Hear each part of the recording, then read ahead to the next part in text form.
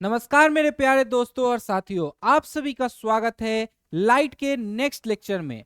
आज के इस लेक्चर में बच्चों हम लोग जानेंगे रिफ्रैक्शन क्या होता है, कॉजेज ऑफ रिफ्रैक्शन क्या है, रिफ्रैक्शन कैसे होता है, इसके बारे में जानेंगे। फिर हम लोग आगे पढ़ेंगे मीडियम क्या होता है, डेंसर मीडियम क्या होता है, रेयरर मीडियम क्या होता है, एक प्लेन ट्रांसपेरेंट मीडियम से रिफ्रैक्शन कैसे होता है, इसके बारे में भी आज के इस लेक्चर में हम लोग जानेंगे। फिर हम लोग लॉज ऑफ रिफ्रैक्शन के बारे में भी जानेंगे। तो चलिए बिना देरी किए हुए शुरू करते हैं आज का अपना लेक्चर, जिसमें हम लोग क्या पढ़ने वाले हैं बच्चों, क्लास 10th लाइट का रिफ्रैक्शन टॉपिक।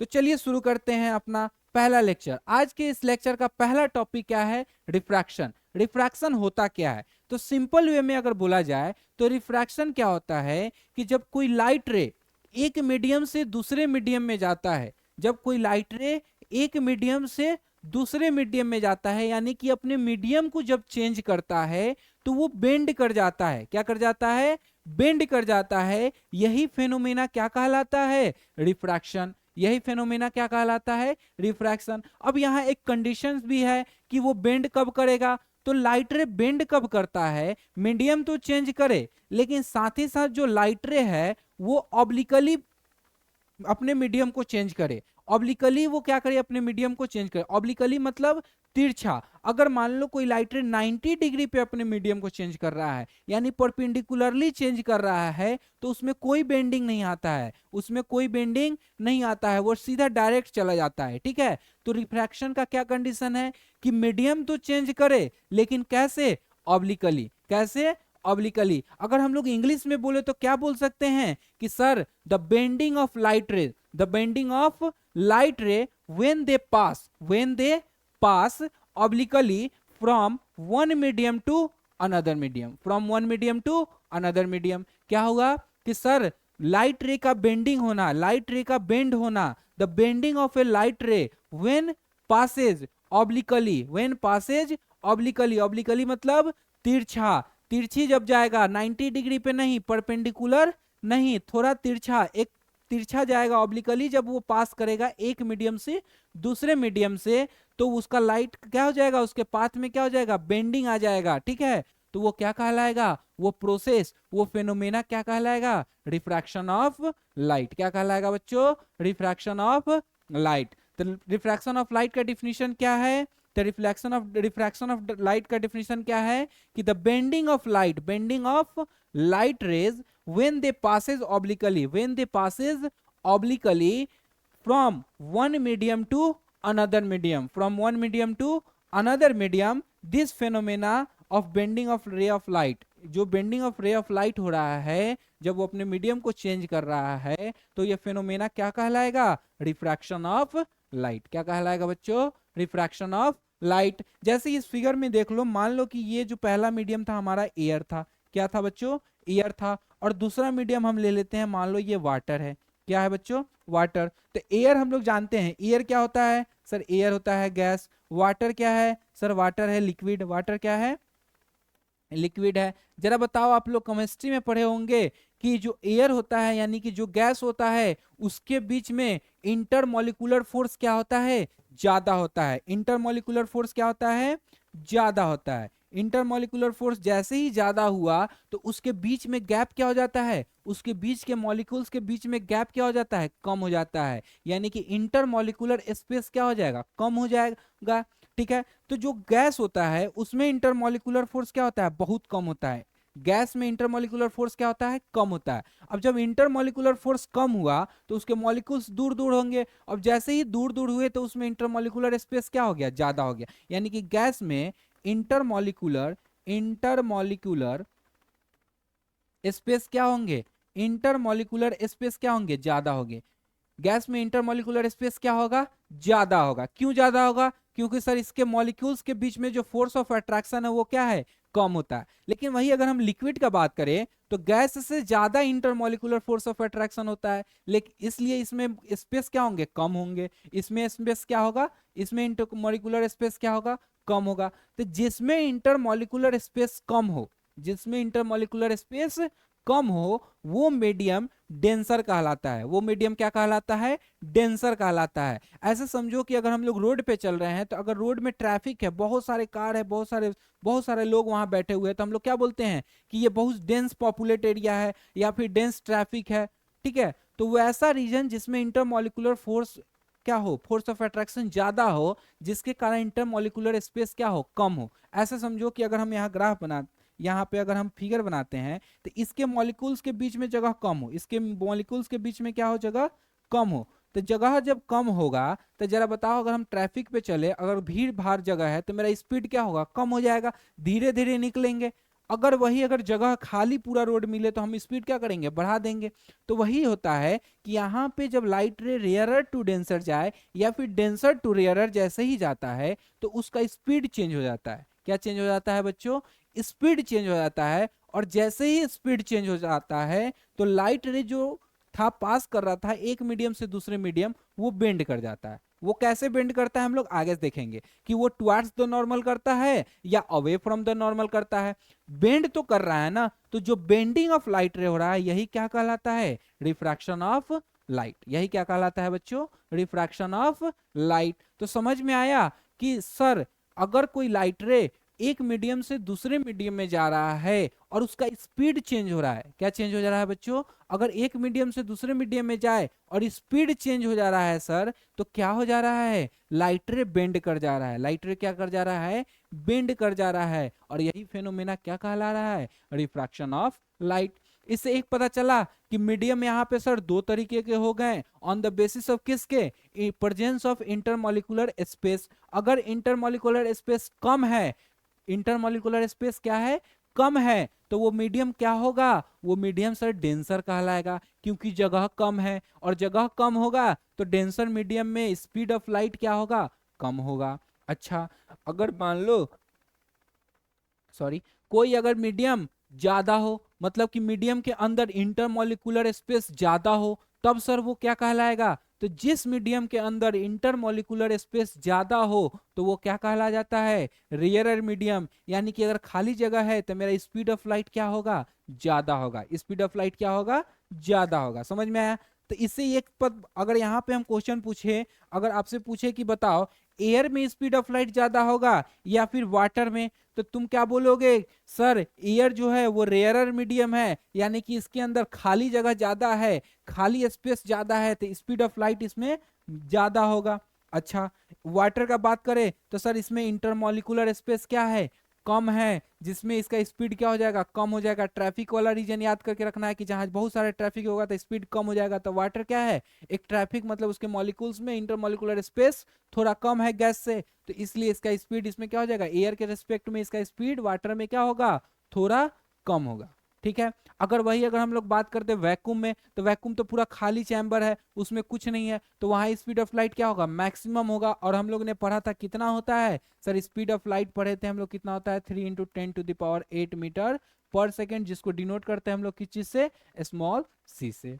कोई दिक्कत है यहाँ तक बच्चों? तो रिफ्रैक्शन ऑफ लाइट क्या हुआ कि sir bending of a light ray, bending of a light ray when passes obliquely, obliquely याद रखना है, ऑब्लिकली मतलब तिरछा, obliquely from one medium to another medium, एक मीडियम से दूसरे मीडियम में जा रहा है तो लाइट रे क्या हो जा रहा है, बेंड हो जा रहा है। ये फिनोमेना क्या कहलाएगा, रिफ्रैक्शन ऑफ लाइट। ये फिनोमेना क्या कहलाएगा, रिफ्रैक्शन ऑफ लाइट। यहाँ एक केस और बता दिए हैं ऑब्लिकली के रिस्पेक्ट में कि अगर मान लो कि कोई लाइट रे अगर परपेंडिकुलरली आ रहा है तो वो लाइट रे बेंड नहीं करेगा, वो लाइट रे बेंड नहीं करेगा, वो सीधा आर पार चला जाएगा अगर मीडियम ट्रांसपेरेंट रहा तो। यहाँ मीडियम कैसा है, ट्रांसपेरेंट मीडियम है। हमने बताया था कि मीडियम तीन तरह के होते हैं, ट्रांसपेरेंट मीडियम, ट्रांसलूसेंट मीडियम और ओपेक्यू मीडियम। ट्रांसपेरेंट मीडियम मतलब कि जो लाइट रे को, पूरे लाइट रे को आर पार कर दे, ठीक है, लॉन्ग डिस्टेंस तक वो आर पार करे। और ट्रांसलूसेंट क्या होता है कि पार्शियली लाइट रेज को ही आर पार होने देता है,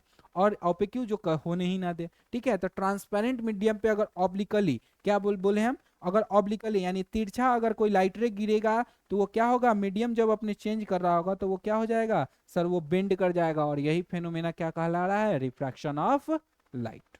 ठीक है, तो इससे एक और पॉइंट पता चला कि सर रिफ्रैक्शन ऑफ लाइट हो क्यों रहा है। तो रिफ्रैक्शन ऑफ लाइट सर वो मीडियम चेंज कर रहा है तो हो रहा है। तो मीडियम चेंज कर रहा है तो ऐसा क्या हो रहा है कि उसमें हो रहा है। तो सर जब वो मीडियम चेंज किया तो उसका स्पीड चेंज हो गया। लाइट का क्या चेंज हो गया, स्पीड चेंज हो गया। अगर मान लो कि कोई बॉडी डेंसर टू रेयरर गया होगा, मतलब कि अगर हम हाईवे पे चल रहे हैं, हाईवे पे कहीं भीड़ भाड़ का इलाका था, वहां से हम खाली इलाका में जाएंगे तो मेरा स्पीड बढ़ेगा कि घटेगा, सर बढ़ जाएगा। अगर खाली जगह से अगर हम लोग भीड़ भाड़ के इलाका में जाएंगे तो स्पीड बढ़ेगा या घटेगा, बताओ जरा, तो घट जाएगा सर। तो जब हम रेयरर टू डेंसर जाएंगे, रेयरर मतलब खाली वाला एरिया यानी स्पीड मेरा ज्यादा, और डेंसर मतलब भीड़ भाड़ वाला इलाका, तो वहां जाएंगे तो मेरा स्पीड क्या हो जाएगा, कम हो जाएगा। तो सर जब हम रेयरर टू डेंसर जा रहे थे, जब लाइट रे कहां से कहां जा रहा था, रेयरर टू डेंसर जा रहा था, तो सर स्पीड ऑफ लाइट क्या हो जा रहा था, घट जा रहा था। अच्छा सर जब डेंसर टू रेयरर जाएंगे तब स्पीड ऑफ लाइट क्या हो जा रहा था, बढ़ जा रहा था। इससे ये पता चला। और यही बढ़ने और घटने, स्पीड के बढ़ने और घटने के कारण लाइट रे का पाथ क्या हो जा रहा था, बेंड कर ले रहा था, अपने पाथ को वो चेंज कर ले रहा था। ठीक है, थोड़ा तिरछा हो जा रहा था, बेंड कर जा रहा था। यही फिनोमिना क्या कहला रहा था बच्चों, रिफ्रैक्शन ऑफ लाइट। समझ में आया, समझ में आया, ठीक है। चलिए अब हम लोग नेक्स्ट देखते हैं। नेक्स्ट टॉपिक हमारा क्या है, नेक्स्ट टॉपिक है कॉजेज ऑफ रिफ्रैक्शन। जरा बताएं आप लोग कॉजेज ऑफ रिफ्रैक्शन क्या है, रिफ्रैक्शन क्यों हो रहा है। हमने अभी बताया रिफ्रैक्शन क्यों हो रहा है, क्योंकि सर बॉडी जो लाइट रे है वो अपना मीडियम चेंज कर रहा है। क्या चेंज कर रहा है, मीडियम चेंज कर रहा है। अच्छा मीडियम चेंज कर रहा है, तो जरा बताओ मीडियम जब वो चेंज कर रहा है, एक मीडियम से दूसरे मीडियम में जा रहा है, तो क्या हो रहा है, मीडियम चेंज किए तो ऐसा क्या हो रहा है कि वो बेंड कर जा रहा है। तो सर उसका स्पीड चेंज हो जा रहा है। क्या चेंज हो जा रहा है, स्पीड। क्या चेंज हो जा रहा है बच्चों, स्पीड ऑफ लाइट चेंज हो जा रहा है। ये कैसे चेंज हो रहा है, तो अगर कोई बॉडी रेयरर टू डेंसर जाए, कहां से कहां जाए, rarer to denser, rarer to denser मतलब कि खाली जगह से वो भीड़ भाड़ वाले इलाके में जा रहा है, तो उसका स्पीड क्या हो जाएगा सर, स्पीड सर चेंज होके स्लो हो जाएगा। स्पीड चेंज होके क्या हो जाएगा बच्चों, स्लो हो जाएगा। अच्छा सर अगर मान लीजिए कोई बॉडी डेंसर टू रेयरर जाएगा तो अब क्या होगा सर, तो डेंसर टू अगर रेयरर जा रहा है यानी कि वो भीड़ भाड़ वाले इलाका से खाली वाले इलाके में जब जाएगा तब क्या होगा सर, उसका स्पीड तो चेंज होगा। और कैसे होगा, तो स्पीड बढ़ जाएगा, स्पीड इंक्रीज कर जाएगा। तो ये जो स्पीड में चेंजेज आ रहे हैं, घट रहा है और बढ़ रहा है, उसके कारण क्या हो रहा है, वो अपने पाथ को चेंज कर रहा है, लाइट रे बेंड कर जा रहा है। तो कॉजेज ऑफ रिफ्रैक्शन क्या हुआ कि सर वो अपने मीडियम को चेंज कर रहा है, और मीडियम को चेंज कर रहा है तो उसका स्पीड भी क्या हो जा रहा है, चेंज हो जा रहा है। इसलिए रिफ्रैक्शन हो रहा है, लाइट रे बेंड हो जा रहा है, और यही प्रोसेस क्या कहलाता है, रिफ्रैक्शन। तो कॉजेज क्या होगा कि सर मीडियम चेंज कर रहा है, और मीडियम चेंज कर रहा है तो उसका स्पीड भी चेंज हो जा रहा है। ठीक है बच्चों, समझ में आया। चलिए अब हमारा नेक्स्ट टॉपिक क्या है, नेक्स्ट टॉपिक है refraction of light from a plane and transparent surface. मान लो कि कोई हमारे पास एक प्लेन ट्रांसपेरेंट सरफेस है, कैसा है, एक प्लेन और ट्रांसपेरेंट सरफेस है। मान लो कि एक मीडियम हम अपना ले लिए एयर, और दूसरा मीडियम ले लिए ग्लास। क्या ले लिए बच्चों, ग्लास। तो जरा बताओ इसमें रेयरर कौन है और डेंसर कौन है, एयर रेयरर है या ग्लास डेंसर है, कौन है। तो सर बोलोगे कि सर एयर तो रेयरर है। क्यों रेयरर है, क्योंकि सर ये गैस है, और गैस के इंटरमोलिकुलर स्पेस क्या होते हैं, ज्यादा होते हैं, यानी खाली स्पेस ज्यादा है, खाली स्पेस ज्यादा है, यानी कि ये कौन सा हो जाएगा सर, ये हो जाएगा रेयरर।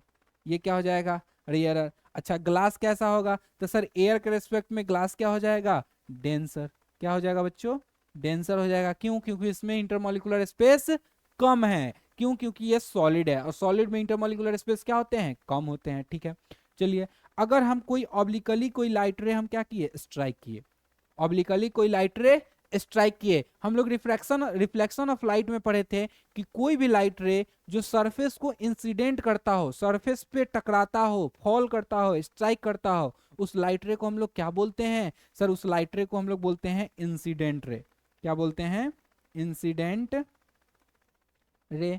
तो वैसे ही रिफ्रैक्शन में क्या बोलेंगे कि द लाइट रे विच strike the surface, which strike the surface. कैसा सरफेस है, ट्रांसपेरेंट सरफेस, और जिस पॉइंट पे करेगा, इस पॉइंट पे कर रहा है, तो ये पॉइंट क्या कहलाता था जरा बताओ, point of incidence, point of incidence. ठीक है, अपने मीडियम चेंज करने के दौरान लाइट रे सेकेंड मीडियम के जिस सरफेस के पॉइंट पे टकराएगा वो पॉइंट कहलाएगा पॉइंट ऑफ इंसिडेंस, और जो लाइट रे टकराएगा वो लाइट रे क्या कहलाएगा, इंसिडेंट रे। क्या कहलाएगा बच्चों, इंसिडेंट रे। ठीक है, अब इस पॉइंट ऑफ इंसिडेंस पे एक इमेजिनरी परपेंडिकुलर लाइन ड्रॉ करते हैं। क्या करते हैं बच्चों, इमेजिनरी परपेंडिकुलर लाइन ड्रॉ करते हैं। तो हम लोगों ने रिफ्लेक्शन में भी पढ़ा था कि इमेजिनरी जो परपेंडिकुलर लाइन ड्रॉन करते हैं eight the point of incidence, उसको हम लोग क्या बोलते हैं सर, उसको हम लोग बोलते थे नॉर्मल। क्या बोलते थे, नॉर्मल। तो यहाँ पे भी क्या बोलेंगे, नॉर्मल ही बोलेंगे। अब क्या हुआ, अब देख रहे हैं कि ये रेयरर है और ये क्या है, डेंसर है। ये क्या है बच्चों, डेंसर है। जब लाइट रे रेयरर टू डेंसर जाता है, लाइट रे क्या बताएं कि जब लाइट रे रेयरर टू डेंसर जाता है, यानी कि मान लो कि गैस से लिक्विड में जा रहा हो, या लिक्विड से सॉलिड में जा रहा हो, या गैस से सॉलिड में जा रहा हो, या फिर गैस से गैस में ही जाए लेकिन रेयरर से डेंसर में जाए। मतलब कि क्या हो रहा है, खाली जगह से वो भीड़ भाड़ वाले इलाका में जब जाएगा तो वो जो लाइट रे है ना वो टुवार्ड्स नॉर्मल की तरफ शिफ्ट होता है।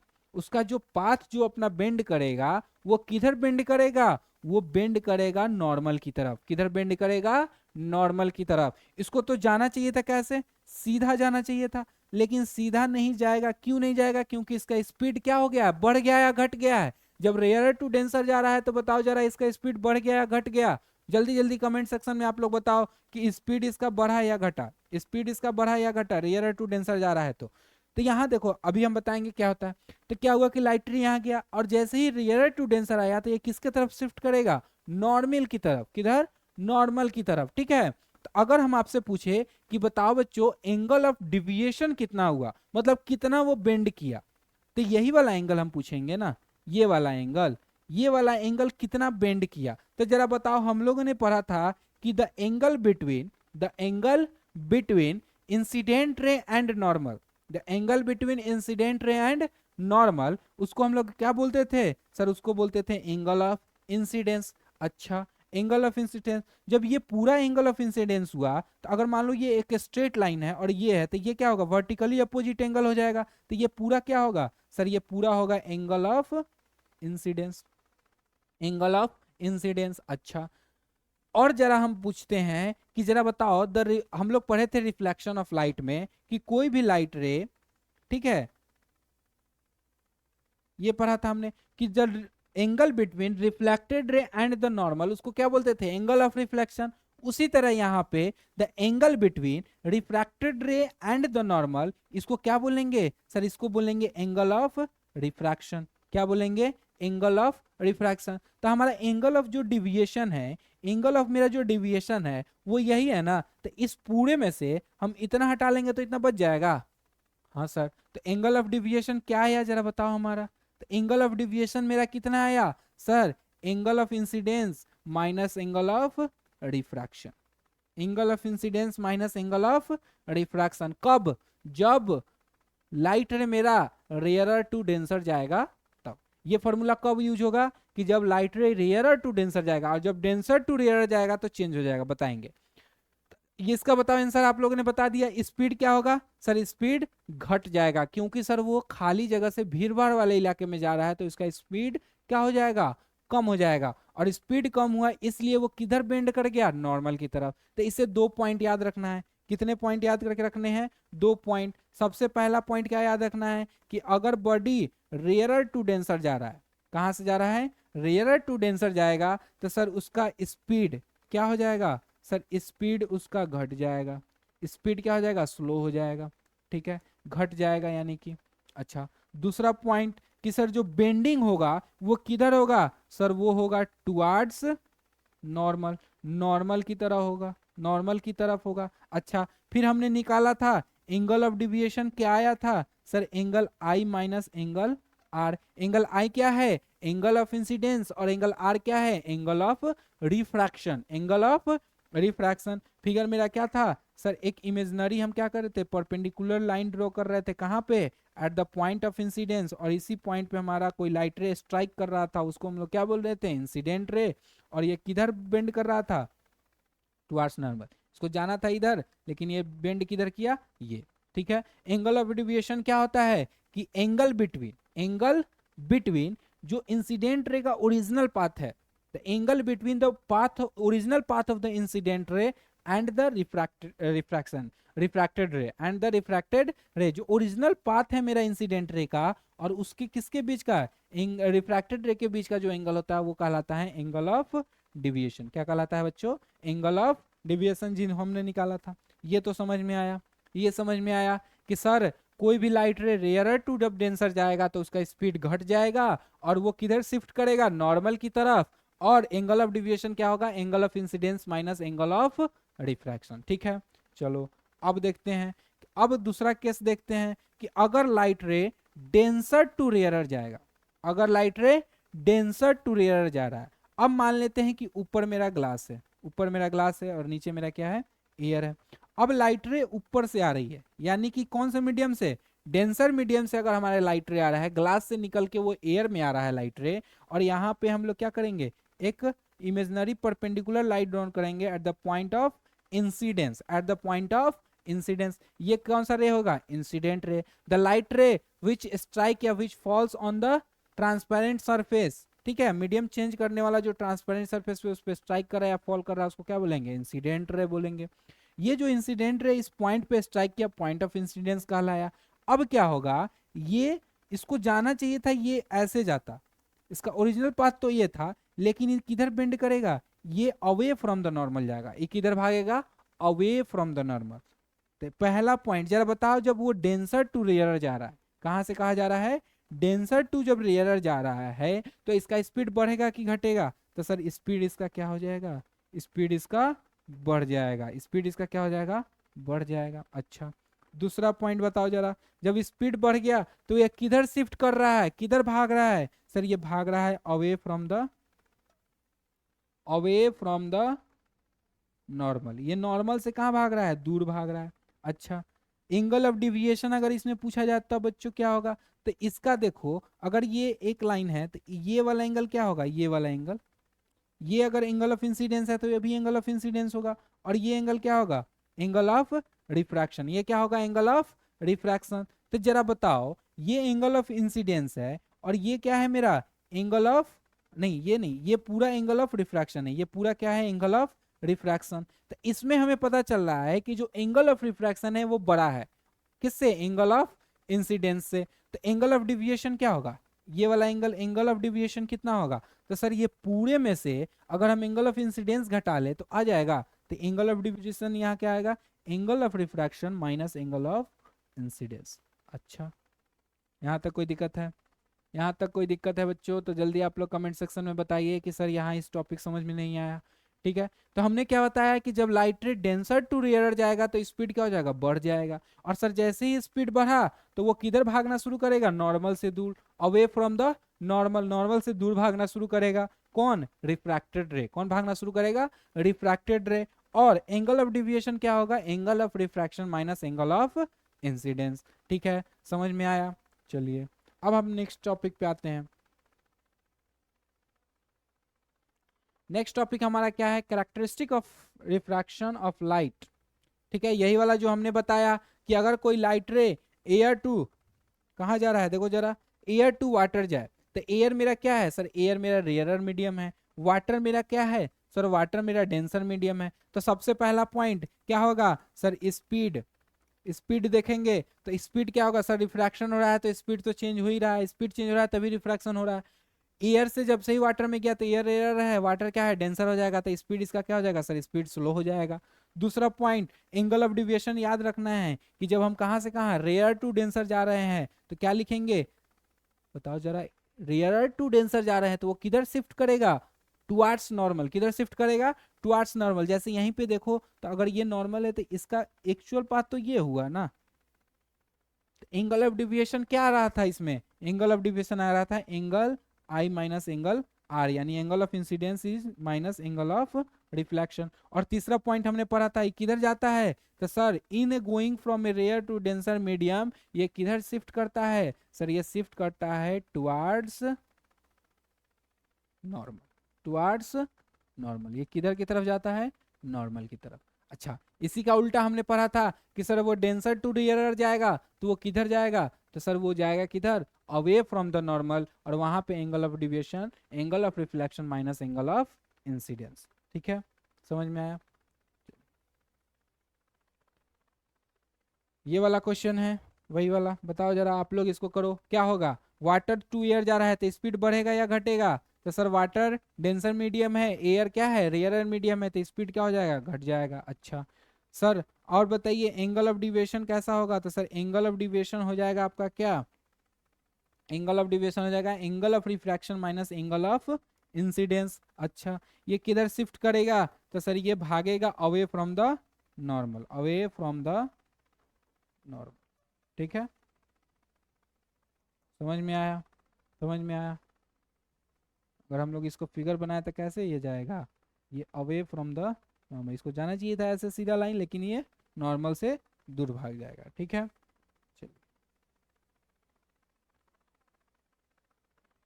अच्छा, characteristic of refraction of a light. अच्छा, क्वेश्चन यहाँ पे आ गया कि when light is incident normally, अब ऑब्लिकली नहीं जा रहा है, ट्रांसपेरेंट मीडियम में वो कैसा हो जा रहा है कि मान लीजिए ये है, तो अगर वो डायरेक्ट सीधा जाए, मतलब नॉर्मली अगर वो इंसिडेंट कर रहा है तब क्या होगा, तो ऑप्टिकली डेंसर मीडियम में अगर कोई भी लाइट रे नॉर्मली अगर कर रहा है, क्या कैसा हो रहा है, नॉर्मली जाएगा, तो क्या होगा बच्चों, नॉर्मली जब भी इंसिडेंट करेगा तो वो अपने पाथ से ही डायरेक्ट चला जाएगा, वो अपने पाथ को चेंज नहीं करेगा, वो बेंड नहीं करेगा, यानी वो डिफ्रैक्शंस वो नहीं कर रहा है, वो क्या कर रहा है, वो सीधा अपने पाथ को ही रिट्रेस करके, रिट्रेस नहीं बोलेंगे, ये क्या करे, अपने पाथ को ही, अपने ओरिजिनल पाथ से ही आगे बढ़ जाएगा। ठीक है, पहला पॉइंट हो गया आपका। नेक्स्ट हमारा क्या है, laws of refraction. Next topic हमारा है लॉज ऑफ रिफ्रैक्शन। सेम वैसे ही लॉज ऑफ रिफ्लेक्शन जैसे हमने पढ़ा था कि सर एक इंसिडेंट रे था, एक नॉर्मल था और एक रिफ्लेक्टेड रे था, तीनों एक ही पॉइंट पे at the point of incidence in a same plane पे लाइक कर रहा था। सेम वैसे ही याद रखना है, यहाँ पे जो रिफ्लेक्टेड रे था उसको अब क्या करना है, रिफ्रैक्टेड रे। तो क्या है कि the incident ray, the refracted ray and the normal to the surface at the point of incidence, to the surface at the point of incidence, all lie in the same plane at the point of incidence। ये सब क्या हो रहा है, एक ही plane पे lie करेगा और पॉइंट ऑफ इंसिडेंस पे। यहां देखो ये क्या था, point of incidence, incident ray भी इसी पॉइंट पे है, रिफ्रैक्टेड रे भी इसी पॉइंट पे है और नॉर्मल भी इसी पॉइंट पे है। तो ये फर्स्ट लॉ है कि the incident ray, the refracted ray and the normal to the surface at the point of incidence. Normal कहां पे होगा, सरफेस पे, सरफेस पे नॉर्मल होगा, लेकिन किस पॉइंट पे, पॉइंट ऑफ इंसिडेंस पे। All lie in the same plane, सब सेम प्लेन पे लाई करेगा और क्या होगा, in at the point of incidence, at the point of incidence. ठीक है, चलिए अब दूसरा देखते हैं लॉ क्या है। तो दूसरा लॉज ऑफ रिफ्लेक्शन क्या है, हमने दूसरा लॉज ऑफ रिफ्लेक्शन क्या पढ़ा था, तो दूसरा लॉज ऑफ रिफ्लेक्शन हम लोग ने पढ़ा था एंगल के रेस्पेक्ट में। तो यहाँ पे भी एंगल के रेस्पेक्ट में पढ़ते हैं, लेकिन यहाँ क्या होता है कि यहाँ रेशियो पढ़ते हैं, क्या पढ़ते हैं, रेशियो। यहाँ रेशियो क्या होता है कि sine i, the ratio of sine i to sine r, हमेशा जो वैल्यू आएगा एक मीडियम के लिए वो कांस्टेंट आएगा। वो क्या आता है बच्चों, कांस्टेंट आता है। तो क्या लिखा हुआ है, तो the ratio of sine i of the angle of incidence to the sine of the angle of refraction is constant for a given pair of media. अगर दो मीडियम लेते हैं, कितना लेते हैं, दो मीडियम लेते हैं, तो अगर उससे रिफ्रैक्शन हो रहा है तो साइन आई का रेशियो, और साइन आई का रेशियो किससे, साइन आर से, वो हमेशा जो वैल्यू आएगा वो हमेशा क्या आएगा, कांस्टेंट आएगा, यानी कि हमेशा जो वैल्यू होगा वो चेंज नहीं होगा। दो मीडियम अगर लेते हैं हम लोग ग्लास और वाटर, तो उसके बीच में अगर sine I by sine r का अगर हम लोग रेशियो निकालते हैं तो हमेशा कोई भी वाटर ले ले, कोई भी ग्लास ले ले, अगर उसका क्या है, सेम नेचर है, तो वो क्या होगा, उसके वैल्यू हमेशा क्या आएंगे, कांस्टेंट आएंगे, वैल्यू हमेशा क्या आएंगे, कांस्टेंट। और वही कांस्टेंट टर्म को हम लोग एक नाम देते हैं, वो नाम क्या है, रिफ्रैक्टिव इंडेक्स। क्या बोलते हैं, रिफ्रैक्टिव इंडेक्स। ठीक है, समझ में आया। अच्छा बताओ बच्चों, अगर हमने पूछा कि बताओ रिफ्रैक्टिव इंडेक्स का यूनिट बताओ, यूनिट क्या होगा, यूनिट क्या होगा। अगर रेशियो दोनों सेम निकल रहा है, अगर डिग्री का रेशियो निकल, अगर रेशियो निकाल रहे हैं तो क्या इसका यूनिट होगा? नहीं। तो रिफ्रैक्टिव इंडेक्स का कोई यूनिट नहीं होता है, रिफ्रैक्टिव इंडेक्स का कोई यूनिट नहीं होता है। अगर इसको मैथमेटिकली लिखे इस लैंग्वेज को तो कैसे लिख सकते हैं सर? सीधा लिखेंगे sine I by sine R, sine R बराबर constant, sine I by sine R equal to constant, कि the ratio of sine of the angle of incidence to the sine of the angle of reflection is constant and that constant term is known as refractive index for the pair of a media. ठीक है, समझ में आया? अच्छा, एक यहां पे आता है कि एब्सोल्यूट रिफ्रैक्टिव इंडेक्स निकालना है। क्या निकालना है? एक टर्म आता है एब्सोल्यूट रिफ्रैक्टिव इंडेक्स। ये क्या होता है? तो जब हम किसी भी मीडिया का एक मीडियम लेते हैं, जैसे मान लो ग्लास, ग्लास को अगर हम लोग एयर के रेस्पेक्ट में, किसके रेस्पेक्ट में हम बोले बच्चों? एयर के रेस्पेक्ट में जब हम निकालते हैं रिफ्रैक्टिव इंडेक्स, तो वो उसका क्या कहलाएगा? ग्लास का एब्सोल्यूट रिफ्रैक्टिव इंडेक्स। अच्छा, वाटर का अगर हम लोग एयर के रेस्पेक्ट में निकाले तो वो क्या कहलाएगा? Absolute refractive index of water. क्या कहलाएगा? Absolute refractive index of water. यानी कि किसी भी मीडियम का, यानी क्या बोले हम कि किसी भी मीडियम का, सॉरी, हमने क्या बोला कि किसी भी मीडियम का अगर हमको एब्सोल्यूट रिफ्रैक्टिव इंडेक्स पूछे तो किसके रेस्पेक्ट में निकालेंगे? दूसरा मीडियम क्या लेंगे? एयर। दूसरा मीडियम क्या लेंगे? एयर। ठीक है, चलिए निकालना हम आपको सिखाते हैं।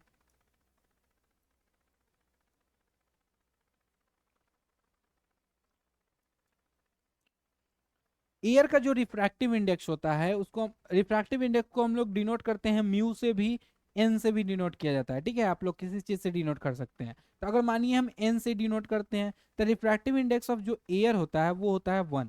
कितना होता है बच्चों? 1 होता है। ठीक है, अगर हम लोग वाटर का बात करें तो वाटर का 1.33 होता है, लेकिन हम 1.3 लेते हैं। ठीक है, अच्छा, ग्लास का अगर हम लोग ले तो 1.5 लेके बनाते हैं। चलिए हम लोग 3 देख के बनाते हैं।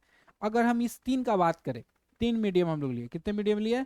3 मीडियम, एयर लिए, वाटर लिए और ग्लास लिए। ठीक है, अगर मानो हमने बोला कि जो एयर है, अब आप हमको ग्लास का एब्सोल्यूट रिफ्रैक्टिव इंडेक्स निकालिए, तो कैसे निकालोगे? कि सर ग्लास का अगर हमको निकालना है तो क्या लिखोगे? In glass with respect to air, with respect to air. तो इसको हम लोग कैसे लिखते हैं? इसको लिखते हैं सी बाई वी जी। इसका वैल्यू क्या आता है? C by we. सी क्या है? Speed of light in air, speed of light in air. और वी क्या है? Speed of light in glass, speed of light in glass. और ये वैल्यू मेरा कैसा है? ये हमारा एब्सोल्यूट है। क्या है? एब्सोल्यूट रिफ्रैक्टिव इंडेक्स है। इसको और लिखना होगा तो कैसे लिखेंगे? ऐसे लिखते हैं, refractive index of glass by divided by refractive index of air, refractive index of air. ठीक है, इसको हम लोग एन भी लिख सकते हैं, इसको हम लोग क्या लिख सकते हैं? एन भी लिख सकते हैं, इसको भी एन लिख सकते हैं, कोई दिक्कत नहीं है। अच्छा, ये जो हम वैल्यू ऐसे लिखे थे इसका मतलब क्या है? Refractive index of glass with respect to air, refractive index, इसको कैसे लिखेंगे? Refractive index of glass with respect to air, with respect to air, with respect to air. तो ये क्या कहलाएगा ग्लास का? ये क्या आएगा? Absolute refractive index. ये क्या आएगा ग्लास का? Absolute refractive index. यहाँ यू की जगह पे आप क्या लिख सकते हैं? एन भी लिख सकते हैं, म्यू लिखते हैं हम लोग, इसको क्या बोलते हैं? म्यू। ठीक है, समझ में आया? तो ये फॉर्मूला है। अच्छा सर, आप अगर हमको दिया हुआ है रिफ्रैक्टिव इंडेक्स ऑफ ग्लास, यानी absolute refractive index of glass दिया हुआ है 1.5, अब हमसे पूछ रहा है कि अब बताइए वेलोसिटी ऑफ लाइट यानी speed of light in glass क्या होगा? Speed of light in glass क्या होगा? कैसे निकलेगा? कैसे निकलेगा? तो सर हम लोग जानते हैं कि जो ये निकलता है वो किसके रिस्पेक्ट में एब्सोल्यूट निकलता है? एयर के रिस्पेक्ट में। तो ये क्या होगा? तो सर ये होगा C by V into G, C by V into C by we G, C by we G. C क्या है? Speed of light in air, और वी जी क्या है? वेलोसिटी ऑफ लाइट या speed of light in, speed of light in air कितना था? 3 × 10⁸ metre per second. और glass में का निकालना है तो निकाल दिए। और ये हमारा कितना दिया हुआ है? 1.5। तो ये क्या होगा? 1.5 equal to c by we g बराबर 3 × 10⁸ ठीक है। अच्छा, इस वीजी को हम यहाँ भेज दे तो ये यहाँ चला जाएगा, तो वीजी बराबर क्या आया सर, वीजी बराबर आया 3 × 10⁸ डिवाइडेड बाई 1.5, ये कितना हो जाएगा 2, यानी कि 2 × 10⁸ मीटर पर सेकेंड। कितना आया वैल्यू, 2 × 10⁸ मीटर पर सेकेंड के स्पीड से ग्लास में लाइट ट्रेवल करेगा। तो ऐसे हम लोग फाइंड कर लेते हैं, ठीक है। अच्छा चलो, ऐसे तो फॉर्मूला अगर हम लिखना चाहें तो कैसे लिखेंगे कि refractive index of medium a with respect to b, with respect to b क्या होगा फॉर्मूला। तो अगर हम लोग रिफ्रैक्टिव इंडेक्स के रेस्पेक्ट में लिखे तो क्या लिखेंगे, refractive index of a divided by refractive index of b, refractive index of b. अगर वेलोसिटी में लिखे तो जो ऊपर है उसको ऊपर भेज दो, तो भी बी डिवाइडेड बाई भी ए, ठीक है। अच्छा, ये इसका मतलब क्या है, refractive index, refractive index of medium, medium a with respect to medium b. इसका मतलब क्या है, इसके लिखने का मतलब क्या है कि refractive index of medium a with respect to refractive index b. अच्छा सर, ये वैल्यू आया कहाँ से, ये वैल्यू आया कहाँ से जरा हमें बताइए, भी बाई भी ए आया कहाँ से। तो हम लोग अभी हम आपको बताएं कि जब हम लोग एब्सोल्यूट रिफ्रैक्टिव इंडेक्स क्या पढ़ रहे थे, एब्सोल्यूट रिफ्रैक्टिव इंडेक्स पढ़ रहे थे, तो अगर हम किसी भी मीडियम का जब रिफ्रैक्टिव इंडेक्स किसके रेस्पेक्ट में, एयर के रेस्पेक्ट में निकाल रहे थे, किसके रेस्पेक्ट में, एयर के रेस्पेक्ट में जब हम निकाल रहे थे तो क्या आ रहा था फॉर्मूला, आ रहा था सी बाई भी बी। अच्छा, ये मीडियम 1 ले लिए। अच्छा, दूसरा अगर हम लिखते हैं रिफ्रैक्टिव इंडेक्स ऑफ मान लो जी विथ रेस्पेक्ट टू एयर, तो क्या लिखोगे, सी बाई भी जी। अच्छा, इक्वेशन 2। अब आता है क्वेश्चन कि अब हम पूछ रहे हैं refractive index of g with respect to b, medium b, तब क्या लिखोगे। तो सर ये जो आया था वो क्या आया था, सी बाई भी, और ये क्या था सी बाई भी जी, तो लिख दो क्या आएगा सर, ये होगा mu ji by mu B. अच्छा, म्यू जी क्या है, C by we G divided by C by V B. तो ये भी कहाँ चला गया ऊपर, और डिवाइडेड बाई भी जी, और सी से सी कैंसल आउट हो गया, सी से सी क्या हो गया, कैंसल आउट हुआ। तो क्या आया, यही आया ना, देखो वैल्यू यही आया। तो इसलिए हम लोग डायरेक्ट लिखते हैं कि जो ऊपर वाला है उसको ऊपर लिख दो, और नीचे वाला है जो उसको नीचे लिख दो। अच्छा, इसमें क्या होगा, तो इसमें उल्टा हो जाएगा, नीचे वाला ऊपर चला जाएगा और ऊपर वाला नीचे। जब रिफ्रैक्टिव इंडेक्स का बात करें तो जिसके रेस्पेक्ट में बात करें, जैसे यहाँ क्या लिखे, refractive index of medium a with respect to medium a, तो जब हम मीडियम के बारे में बात करें विथ मीडियम बी, अगर हम रिफ्रैक्टिव इंडेक्स का बात करें तो जिसके रेस्पेक्ट में बात करें उसको नीचे, और जो बात कर रहे हैं उसको ऊपर। वेलोसिटी में बात करें तो जिसके बारे में बात करें, जिसके रेस्पेक्ट में बात करें वो ऊपर और उसका नीचे। समझ में आया। तो इससे फॉर्मूला आता है मेरा क्या, अगर जैसे हम बोले तो बोल सकते हैं क्या फॉर्मूला आता है कि अगर मान लो हम लिखते हैं refractive index of glass with respect to water, refractive index of glass with respect to water, तो क्या लिखेंगे, यहाँ देखो अगर रिफ्रैक्टिव इंडेक्स के रेस्पेक्ट में लिख रहे हैं तो ग्लास का लिख रहे हैं तो लिखेंगे म्यू जी बाई म्यू डब्ल्यू, ठीक है। अच्छा, वेलोसिटी में लिखेंगे तो वी डब्ल्यू बाई वी जी, उल्टा, ठीक है। अच्छा, इससे फॉर्मूला याद करने के लिए हम लोग लिखते हैं, अगर हम लिखते हैं, अगर मान लो यहाँ तो म्यू, अब हम एन का यूज कर रहे हैं, refractive index of 1 with respect to medium 2, refractive index of 1 with respect to medium 2, तो क्या लिखोगे sir, refractive index of 1 divided by refractive index of 2, velocity of medium 2 divided by velocity of medium 1, ये formula आया। अच्छा, इसी को अगर हम लोग पलट दे, बोले कि refractive index of 2 with respect to 1, तो क्या लिखेंगे बताओ जरा, refractive index of 2 divided by refractive index of 1 बराबर velocity of 1 by velocity of 2। ये दो फॉर्मूला आप लोग याद कर ले, ठीक है, समझ ले, इसी से क्वेश्चंस बनेंगे, ठीक है, समझ में आया।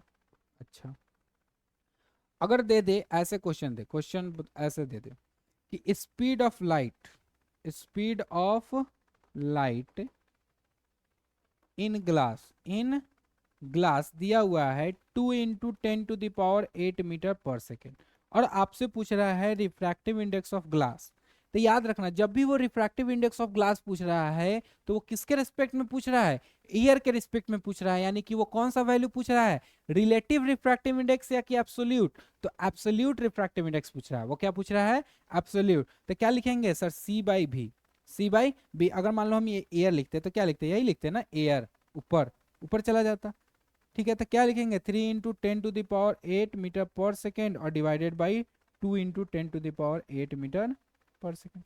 इससे ये कैंसिल हो गया, 2 से ये, तो कितना बड़ा आया 1.5। रिफ्रैक्टिव इंडेक्स क्या आया 1.5, और रिफ्रैक्टिव इंडेक्स का कोई यूनिट नहीं होता। समझ में आया। अच्छा, जैसे जैसे मीडियम डेंसर होगा तो उसका एब्सोल्यूट रिफ्रैक्टिव इंडेक्स बढ़ेगा या घटेगा, तो बढ़ेगा। क्या होगा, बढ़ेगा। जैसे एयर का हम लोग अप्रॉक्स लेते हैं 1, ठीक है, वाटर का लेते हैं 1.33, और हम लोग ग्लास का कितना लेते हैं 1.5 समथिंग, ठीक है। ऐसे मतलब कि जैसे जैसे क्या होगा, बढ़ेगा, क्या बढ़ेगा, डेंसर मीडियम बढ़ेगा तो उसके रिफ्रैक्टिव एब्सोल्यूट रिफ्रैक्टिव इंडेक्स क्या होगा, बढ़ेगा, ठीक है। अच्छा, रिलेटिव रिफ्रैक्टिव इंडेक्स क्या होता है कि जब कोई दूसरे मीडियम, एयर को छोड़ के दूसरे मीडियम से रिलेट करके, जैसे water with respect to glass, या फिर glass with respect to water, या फिर water with respect to diamond, तो ऐसे जब रिलेशन निकालेंगे तो वो कहलाएगा क्या, रिलेटिव रिफ्रैक्टिव इंडेक्स। ठीक है, समझ में आया, समझ में आया यहां तक। एब्सोल्यूट रिफ्रैक्टिव इंडेक्स बता दिए, रिलेटिव रिफ्रैक्टिव इंडेक्स हो गया। अब कुछ रिलेटिव रिफ्रैक्टिव इंडेक्स देख लो यहाँ पे, ठीक है। रिलेटिव रिफ्रैक्टिव इंडेक्स, ये तुम्हारा रिफ्लेक्टिव जो है ये रिलेटिव नहीं दिया हुआ है, ये क्या है, एब्सोल्यूट है। ये क्या है, एब्सोल्यूट रिफ्रैक्टिव इंडेक्स है। किसके रिस्पेक्ट में निकाला गया है, एयर के रिस्पेक्ट में। वैक्यूम का कितना होता है 1, एयर का भी हम लोग एसटीपी वो प्रेशर का दिया होता है, इसको भी हम लोग 1 ही मान लेते हैं, ठीक है। वाटर का कितना दिया हुआ है 1.33। अच्छा, आइस का कितना दिया हुआ है 1.31, ठीक है। अल्कोहल का कितना है 1.36। तो इसमें से सबका याद नहीं करना है, आप याद करना बस वाटर का। वाटर का कितना है 1.33, ठीक है। एक आप याद करना है डायमंड का, डायमंड का कितना है 2.42, डायमंड का कितना है 2.42।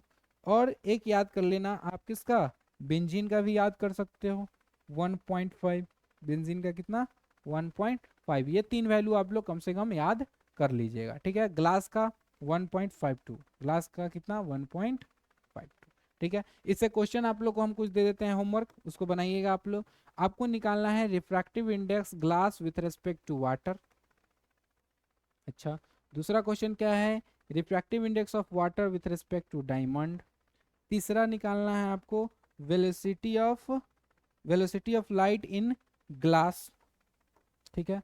चौथा निकालना है speed of light in diamond, किसमें, डायमंड में, ठीक है। निकल जाएगा, यहाँ दिया हुआ है डायमंड का रिफ्रैक्टिव इंडेक्स 2.42, और उसके बाद वैल्यू पुट करके आप लोग को निकालना है, ठीक है। इसको नोट कर लीजिए आप लोग।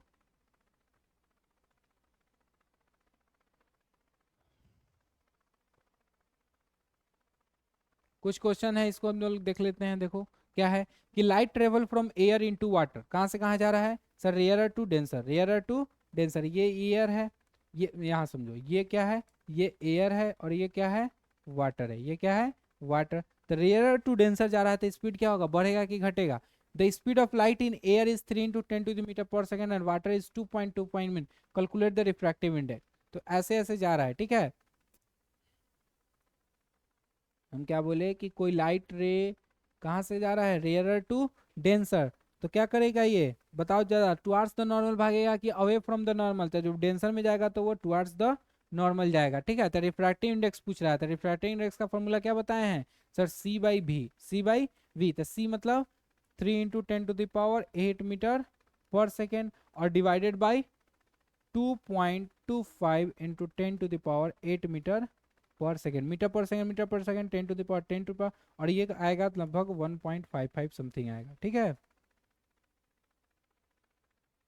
कोई दिक्कत, ऐसे कर करके क्वेश्चंस को सॉल्व कर लेना है, ठीक है। तो मिलते हैं आपसे नेक्स्ट लेक्चर में, जहां हम लोग देखेंगे refraction through a spherical surface, spherical surface से कैसे रिफ्रैक्शन होता है। फिर हम लोग लेंस जानेंगे और लेंस के बारे में पढ़ेंगे, कनकेव लेंस क्या होता है, कन्वेक्स लेंस क्या होता है, और मिरर लेंस फार्मूला के बारे में भी जानेंगे, और उससे कुछ रिलेटेड क्वेश्चंस को भी सोल्व करेंगे, ठीक है। तब तक के लिए धन्यवाद। और आप लोग जो भी अभी हमने लेक्चर कवर किया उसके नोट्स बनाए, खुद से लिखे, प्रैक्टिस करें, क्वेश्चंस प्रैक्टिस करें। जो क्वेश्चंस नहीं समझ में आ रहे हो उसे कमेंट सेक्शन में जरूर लिखें, ताकि हम नेक्स्ट लेक्चर में आपको उस क्वेश्चंस के सॉल्यूशंस बताएं। ठीक है बच्चों, चलिए मिलते हैं आपसे नेक्स्ट लेक्चर में, तब तक के लिए थैंक यू, धन्यवाद।